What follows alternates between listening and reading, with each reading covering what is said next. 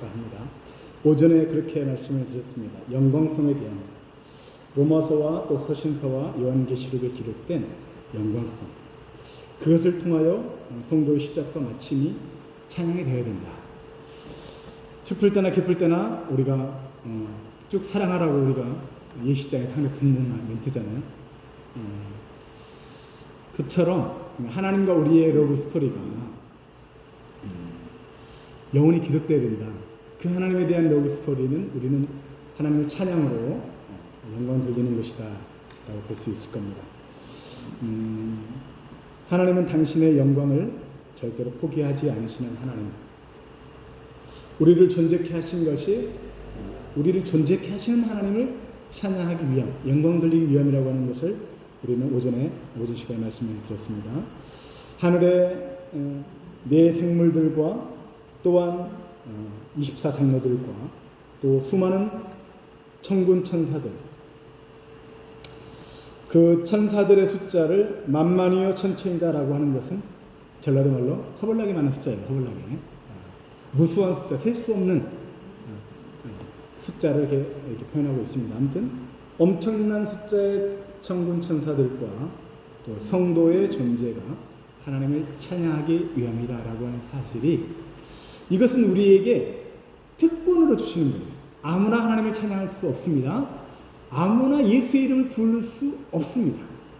그러므로 우리에게 먼저 하나님의 은혜를 주셔서 예수 그리스도를 알게 하시고 이 하나님의 원리를 알게 하시고 이 구원받게 하신 하나님도 놀라운 하나님의 복된 소식을 듣게 하셨습니다. 뿐만 아니라 이것을 통하여 하나님을 알아가고 또한 날마다 하나님을 찬양하게 한다라고 하는 사실이 얼마나 우리에게 주신 특권인지, 여러분 귀찮게 하려고 하는 것이 아니라 찬양 가운데 옥문이 열렸습니다. 기억나시죠? 찬양을 통하여 하나님의 역사가 일어난다는 거예요. 특별히 제가 찬양과 기도가 한 세트다라고 말씀드렸죠. 찬양과 기도는 같이 가는 거예요. 그러니까 찬양 가운데 기도 가운데 찬양이 되는 것이고, 또 예전에 말씀드린 것 같은데 말씀이 곧 기도고 기도가 곧 말씀이다라고 말씀드린 것은, 기도의 본질은 말씀을 통하여 하나님과의 관계의 회복을 이루는 것이다 라고 하는 측면에서 말씀을 통하여 하나님을 알아가는 것처럼 말씀을 보면서 기도의 심령이 되어야 되고, 기도하는 가운데 하나님이 이 말씀이 내게 이루어지사이다라고 하는 그 간절한 마음이 그 말씀 안에, 하나님 언약 안에 녹아져 있어서 말씀과 기도가 하나 되어 하나님께 올려줘야 된다라고 하는 말씀을 드렸습니다. 내 원하는 것, 내 추구하는 것을 하나님께 올려드리면 하나님께 no. 그래서 하나님이 받으시는 온전한 재물은, 온전히 받으시는 것은 예수 그리스도밖에 없다고 말씀드린 이유가, 우리 것은 다 쓰레기와 같은 것이다. 사실은 우리가 하나님께 구하는 것은 다 쓰레기와 같은 것이다. 하나님께 야 그만 좀 해라, 지겹다 지겨워, 맨날 거기도 하냐, 이럴 수도 있지만 그럼에도 불구하고 우리의 처지를 하나님께 아시잖아요.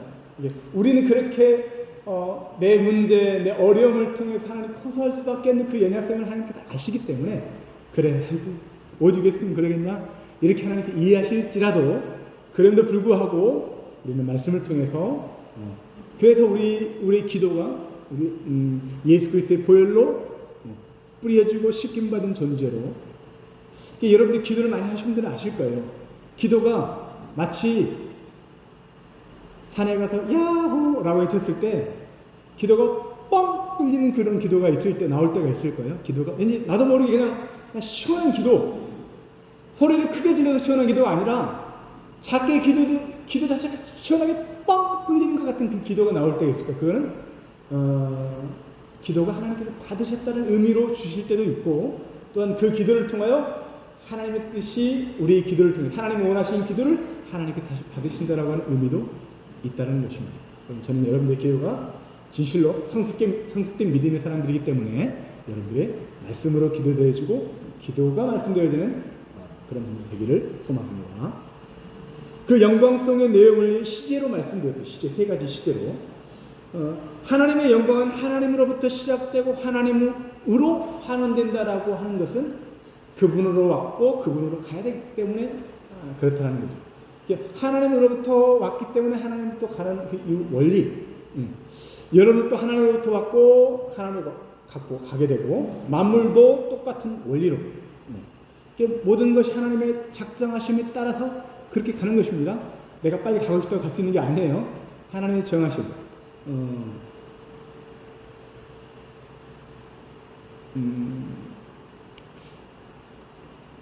김기동 목사의 이단론에 보면, 귀신론에 보면 이런 내용이 있습니다. 창세기 5장 6장에 보면 하나님께서 120년이라는 기간을 정하시는데 그 120년의 기간을 인생의 생명의 기간으로 해석하는 거예요. 생명의 연수를 120년을 정했다, 그렇게 해석을 합니다. 그래가지고 120년을 채우지 못하고 죽은 사람은 나머지 기간을 채우면서 이 땅에 구천에 떠도는 귀신으로, 혼령으로 얘기를 하는 거예요. 그것이 왜 틀렸느냐? 첫 번째, 거기에 성경에서 말하는 그 120년의 기간은 노아 홍수의 유예 기간입니다. 유예 기간. 그 단서 자체가, 전제 자체가 틀린 거예요. 성경의 본뜻이. 그러므로 또 하나님의 전능하심을 비춰봤을 때 하나님의 정하신 기간에서 먼저 죽는다? 나중에 죽는다? 이건 하나님의 전능성에도 맞지 않는 원리예요. 이해가시죠? 뭔 얘기가 보여요? 아무튼 모든 것이 하나님으로 왔기 때문에 하나님께도 돌아가는 것, 하나님이 정하심이 있다라는 것을 말씀을 드리는 거예요. 세 가지의 시제, 그 모든 하나님의 영광은 예수 그리스도 안에서 다 녹아져 있어요. 마치 엑기스처럼 하나님의 그 모든 것이 예수 그리스도 안에 녹아져 있고 그것이 십자가 안에 농축되어 있다라고 말씀드리고 있는데, 그 모든 농축된 엑기스가 우리는 예수 그리스도의 보혈이라고 말하는 것입니다.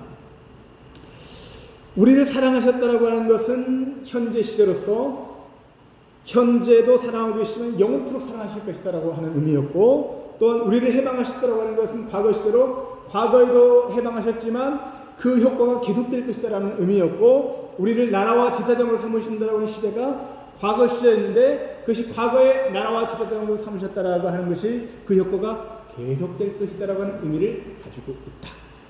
그러므로 하나님의 사랑과 또 우리를 해방하시고 하나님의 나라와 제사장으로 삼으신 것이 결론은 영원하게 완성되었다, 이렇게 결론 지을 수 있을 것입니다.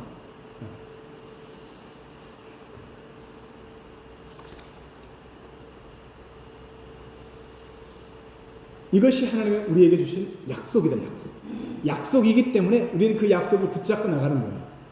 그게 중요합니다. 자, 이 시간에는 그러면 나라와 제사장의 의미와 그런 삶이 어떤 것인지에 대한 말씀을 간략하게 말씀드리길 원합니다. 자, 나라와 제사장이라는 말이 원문에는 6절의 그 원문에는 나라 곧 제사장이라는 말입니다. 곧이라고 하는 것은 A와 B가 똑같다는 거죠.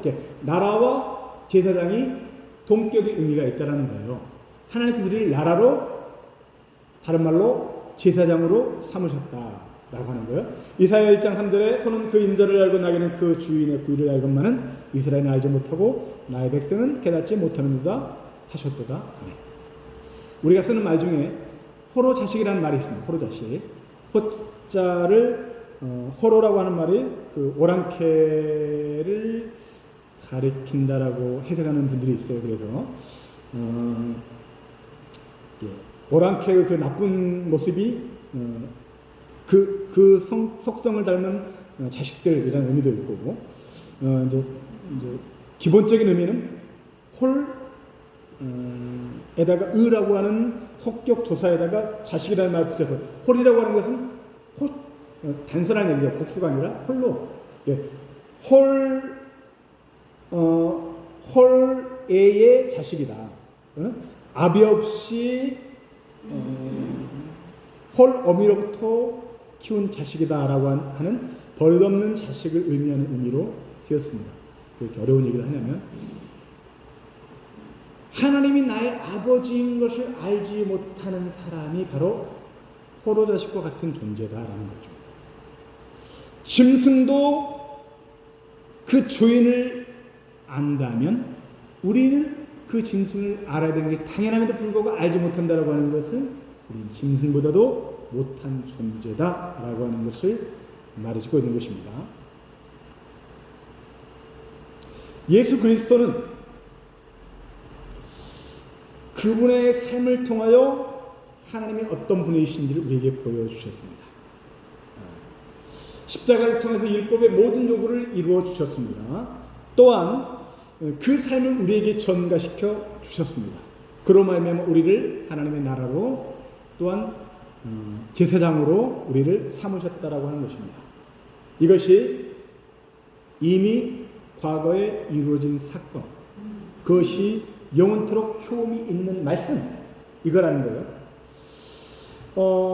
여기서 삼으신이라고 하는 말이 창조하다라고 하는 의미가 있습니다. 그래서 하나님께서 우리를 예수 그리스도를 통해서 나라와 제사장으로 삼으셨다라고 하는 것은 그렇게 우리를 새롭게 창조하셨다라고 하는 의미가 있다라는 것입니다. 우리가 잘 아는 베드로전서 2장 9절의 말씀,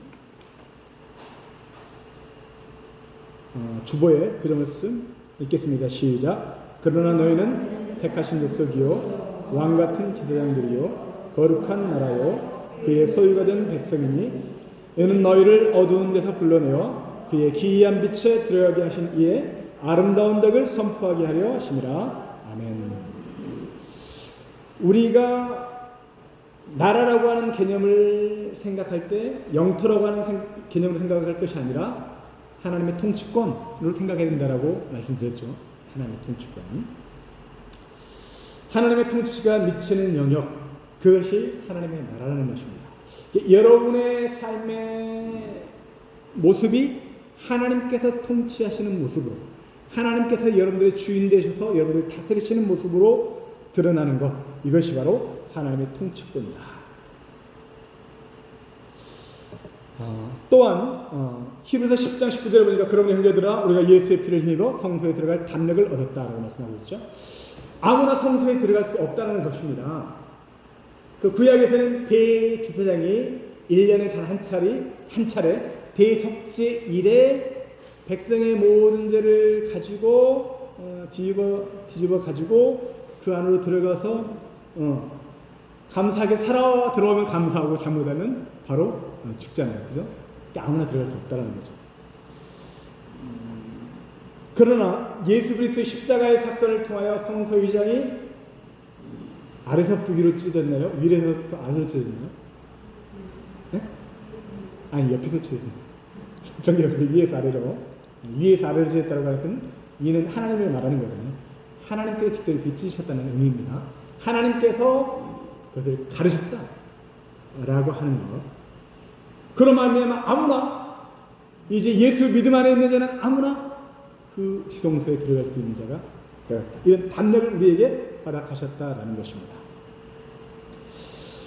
우리를 나라와 제사장으로 삼으신 이유가 오늘 본문에 보니까 아버지 하나님 위에서라고 말씀하고 있습니다. 아까도 말씀드렸던 것처럼 하나님은 당신의 받으실 영광을 절대 포기하지 않으십니다.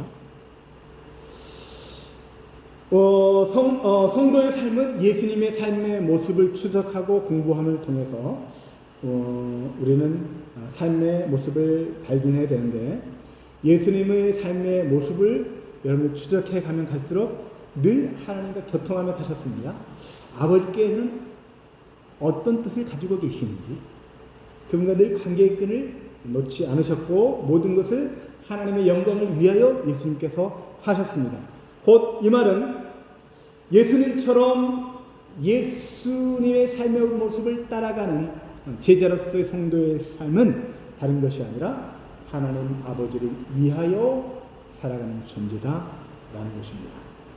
다시 말하면 예수 따라가다 보면 하나님 아버지를 만나게 되는 거예요. 예수 따라가는 그 길이 십자가의 길, 고통의 길, 고난의 길일지라도 그 길이 생명의 길이요 하나님 아버지를 뵙는 길이다라는 것입니다. 특별히 나라로 삼으셨다라고 하는 말씀이 이제 마귀의 종에서 예수의 종으로 바뀌었다라고 하는 우리의 신분의 변화를 의미하는 것입니다. 또한 이 말은 우리의 신분의 변화라고 하는 것은 이제 우리는 예수의 종이 되었다라고 하는 의미가 있습니다. 두 번째, 이 말의 의미는 마치 이런 거예요. 그 나라와 국적이 바뀌는 것을 의미합니다. 새로운 국적을 취급하면 예를 들어서 미국의 국적을 취득하면 여권이 발급이 되잖아요. 그죠?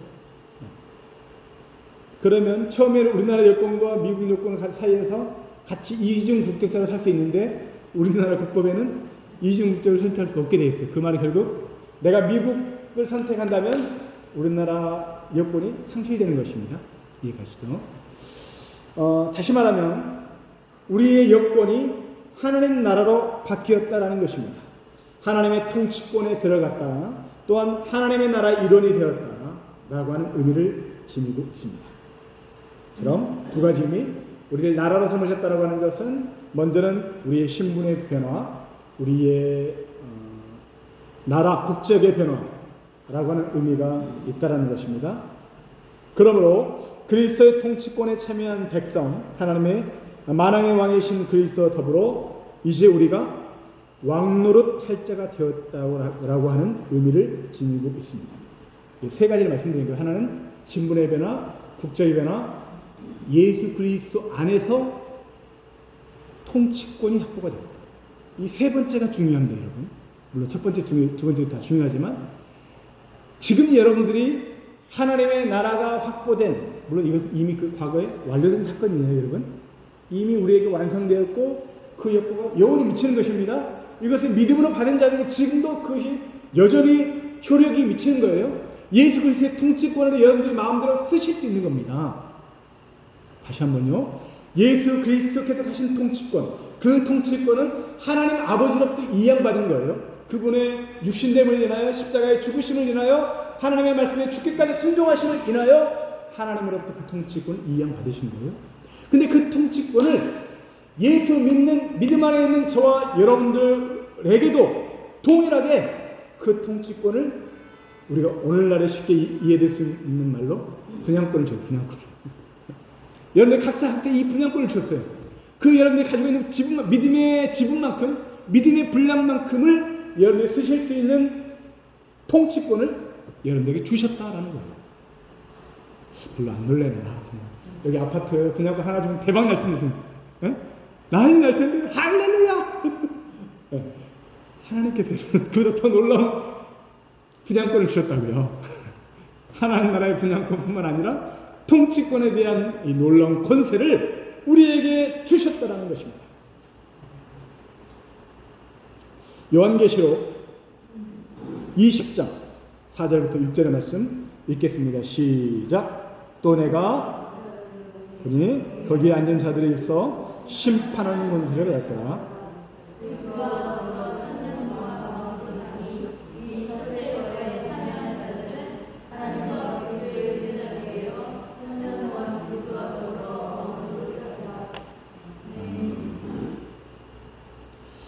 아멘. 원래 더 긴데 제가 다 기록하지 못해서 이해해 주시기 바랍니다. 심판하는 권세.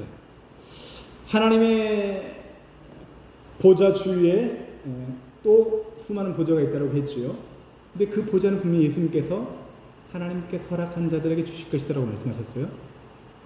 믿음 안에 있는 자들에게 그 보좌권을 우리에게 주셨다. 물론 하나님의 보좌가 여기 하나 저기 이런 의미가 아닙니다.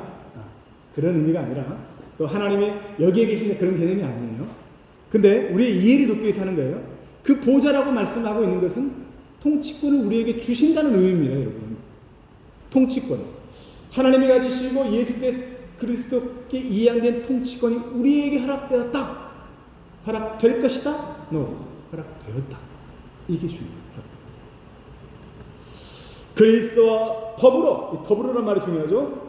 주님과 함께 예수 그리스도 안에서 통치권을 행사할 수 있게 되었다. 왕노릇한다라고 하는 말이 성도에게 주어지는 심판의 권세인데, 자, 성경에 이 심판의 권세가 우리에게 어떤 형태로 주어졌는지에 대해서 살펴보기를 원합니다. 요한계시록 2장 26절 27절에 두아디라 교회에 말씀하신 겁니다. 이기는 자와 끝까지 내 일을 지키는 그에게 만국을 다스리는 권세를 주리니 그가 철장을 가지고 그들을 다스려 질그릇 깨뜨리는 것 같이 하리라. 나도 내 아버지께 받은 것이 그러하니라. 철장 권세는 누구에게 주신 겁니까? 하나님께서 예수 그리스도에게 주신 것이죠. 시편 2편이 그 말씀이잖아요. 근데 이 권세를 이기는 자에게, 내 지키는 자에게 주시겠다. 만국의 통치권, 심판권을 주시겠다. 더하여 철저한 권세를 가진 권세로.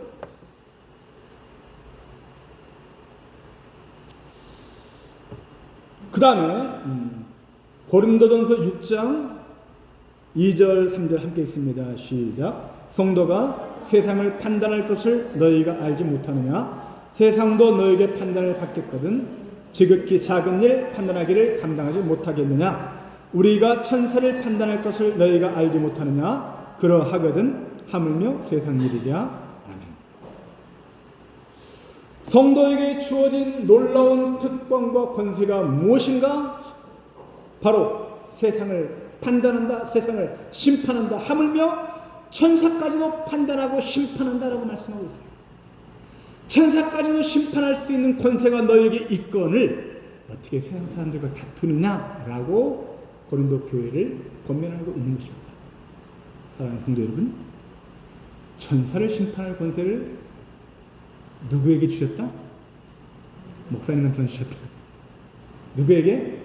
나에게 주셨다. 나에게.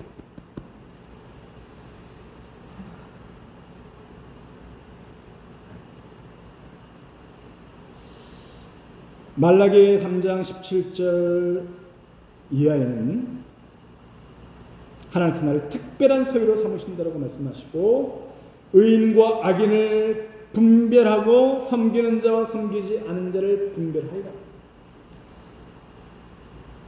하나님 얘가 의인이네요. 하나님 얘가 악인이래요. 그 판별권을 우리에게 주시고 이게 다 예수 그리스도께서 가지신 권세를 우리에게 분양하신 것입니다. 요한계시록 11장 15절 일곱째 나팔을 가진 천사가 나팔을 불 때에 어떤 일이 일어나는가? 세상 나라가 우리 주와 그의 그리스도의 나라가 되어 그가 세세토록 왕노릇 하시리로다. 아멘. 이제 마지막 일곱 번째 나팔이 불 때에 모든 것이 완성되어서 예수 그리스도의 나라가 되고 그분이 왕노릇 통치하실 것이다 말씀하고 있습니다. 누가복음 22장 29절 이하, 누가복음 22장 필요 없네요. 있네요. 함께 읽습니다. 밑에서 하나, 둘, 네 번째 시작. 내 아버지께서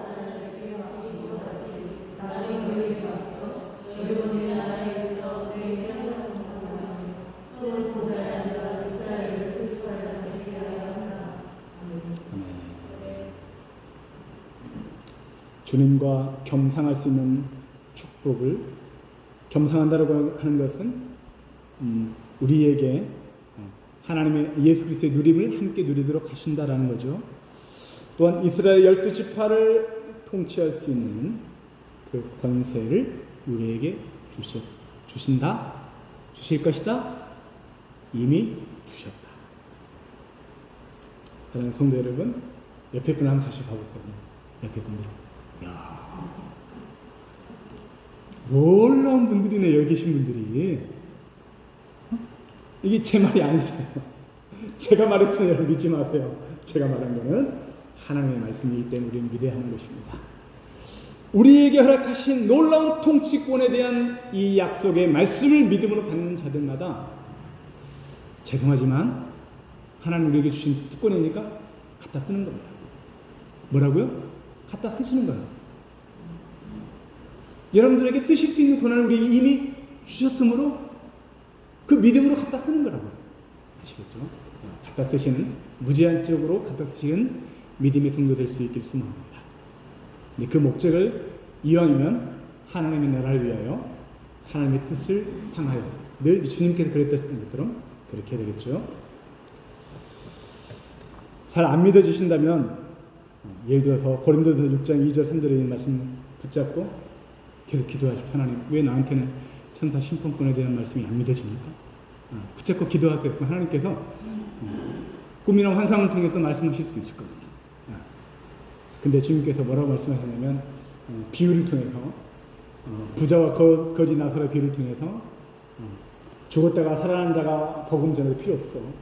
이 땅에 있는 주의 종을 통해 주의 종의 말씀을 통해서 깨닫지 못한다면 꽝이야 말씀하셨어요. 사랑하는 성도 여러분, 말씀을 통해서 우리가 깨달아야 합니다. 이것이 하나님의 말씀을 주신 이유이고 목적입니다. 말씀이 믿어지고 말씀이 깨달아지었다라고 하는 것이 아무나 그렇게 누리는 것이 아니라는 거예요.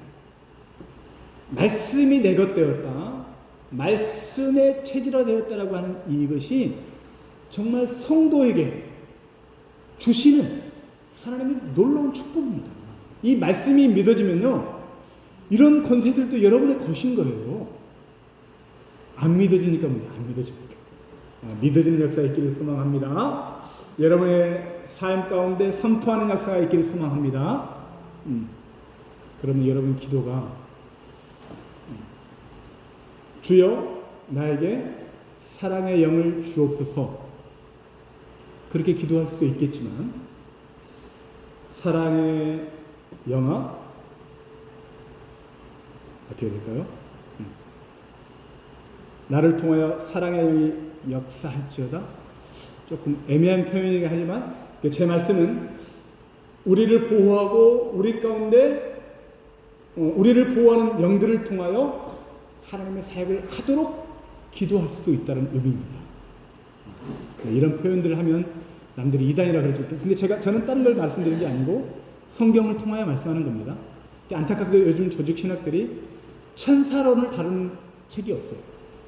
마귀론에 대해서 다루는 책이 없습니다. 성령론에 대해서 요만큼 다루고 있습니다. 그것도 대부분 없어요. 우리가 하나님의 신비에 대해서 알 방법이 없는 거예요.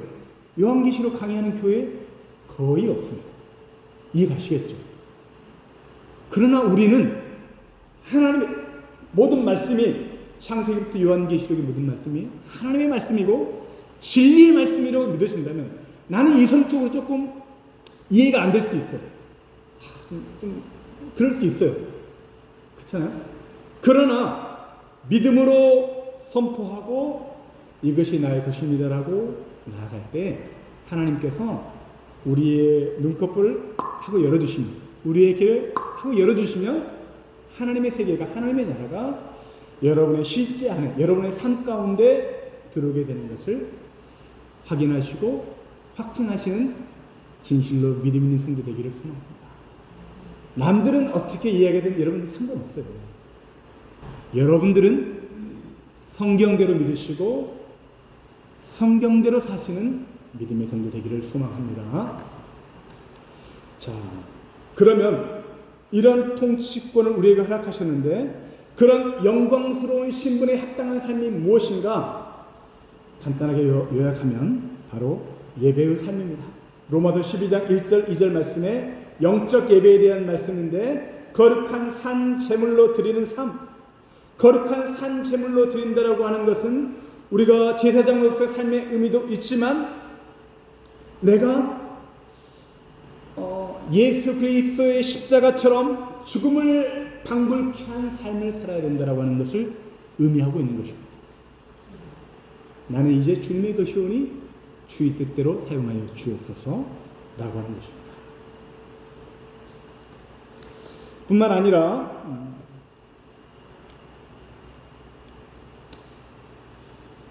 우리에게 주어진 예배는 하나님의 나라의 모형으로서 주어진 것이다. 이 땅의 사람들이 야 하나님의 나라가 뭐야? 라고 한다면 우리의 예배를 통하여 하나님의 나라를 모형적으로 우리에게 허락된 것이다. 그러므로 예배는 하나님의 나라의 축소판이고, 우리의 예배의 현장 가운데 하나님의 나라가 임재가 임해야 되는 것이 마땅한 일이라는 것입니다. 사랑하는 성도 여러분, 여러분은 하나님이 거하시는 성전입니다. 여러분이 가는 곳곳마다 이 하나님의 예배가, 하나님의 임재하시는 예배가 되기를 소망합니다. 여러분들의 한마디 말들을 성령께서 보증하는 말이 되게 하시고, 다시 말하면 하나님의 말씀으로 여러분들의 인생을 덧입히는 인생 되게 하시고, 그 말씀에 보증돼서 그 말씀대로 여러분의 삶이 이루어지는 진실로 하나님의 나라가 여러분의 곁과 여러분의 속한 공동체 가운데 이루어지기를 소망합니다. 하나님을 히브리서 9장 14절 말씀 함께 읽겠습니다. 시작. 하물며 영원하신 성령으로 말미암아 어찌 너희 죽은 양식을 깨끗하게 하시고 살아계신 하나님을 섬기게 하지 못하겠느냐. 아멘. 영원하신 성령, 바로 영의 속성이죠. 영원하신 성령이라고 하는, 영원이라고 하는 말은 우리의 예배가 영원한 예배인 것을 말하고 있습니다. 우리의 영적인 속성을 이해하고 나의 영이 영원하신 말씀에 붙들리고 성령께서 그들 보증으로 역사하실 때에 우리의 삶으로 영적 예배가 이루어져야 한다는 것입니다. 우리의 삶이 예배인 것이 예배가 되어야 합니다. 예수님처럼 꼭 이렇게 공예배를 나와서 예배드리는 것도 너무 중요하지만 우리의 삶이 예배가 되어야 한다는 것입니다. 뿐만 아니라 이 땅에서 예배자의 삶 그대로 하나님 나라에 옮겨져서 예배자의 삶이 되는 것이다. 그러면 여러분이 이 땅에서 어떤 삶을 사느냐?